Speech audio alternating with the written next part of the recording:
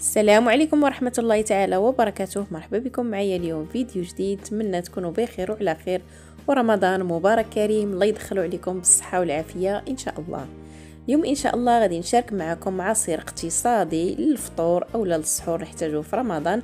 ندوزو مباشرة للمقادير وطريقة التحضير.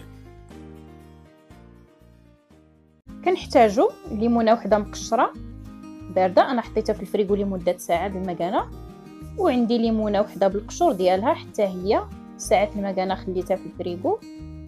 وكنحتاج الحامضه خضراء،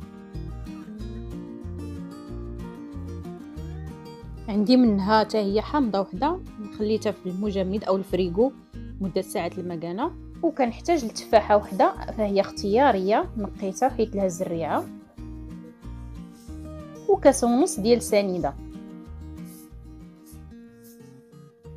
وعندي الماء تقريبا 2 اطرو. انا هاد الكاس كيهز ليا 2 اطرو ديال الماء.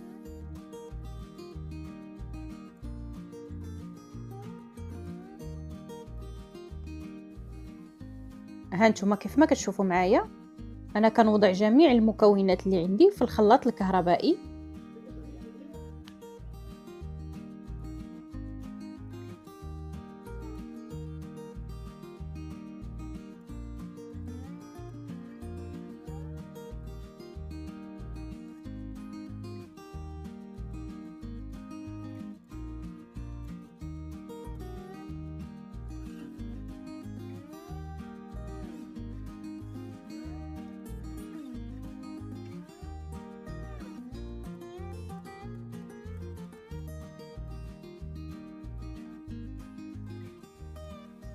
وكنضيف كميه قليله ديال الماء باش نطحن هاد المكونات.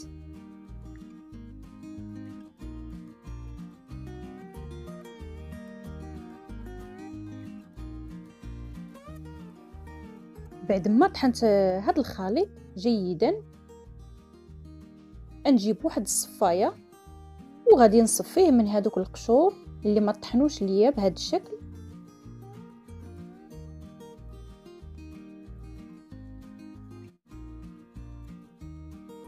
وانا كنصفي هذا الخليط، فمره كنزيد شويه ديال الماء حتى كيتطحن حتى كيتصفى ليا مزيان.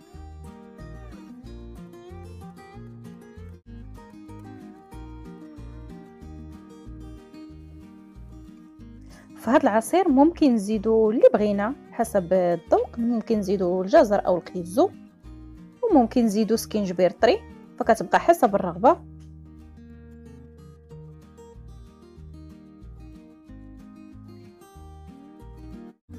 كيجي خاتر.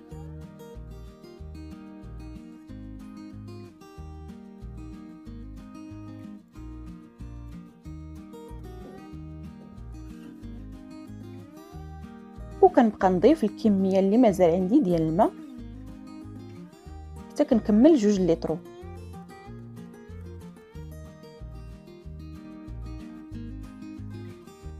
وكنعاودو نطحنوه للمره الثانيه، وكندخلوه للثلاجه حتى كيبرد مزيان، وكنقدموه بالصحه والراحه.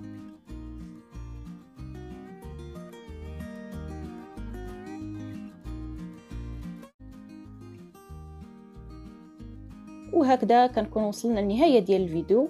فما بقى لي غير نقول لكم شكرا على المشاهده، والى فيديو اخر ووصفه اخرى ان شاء الله.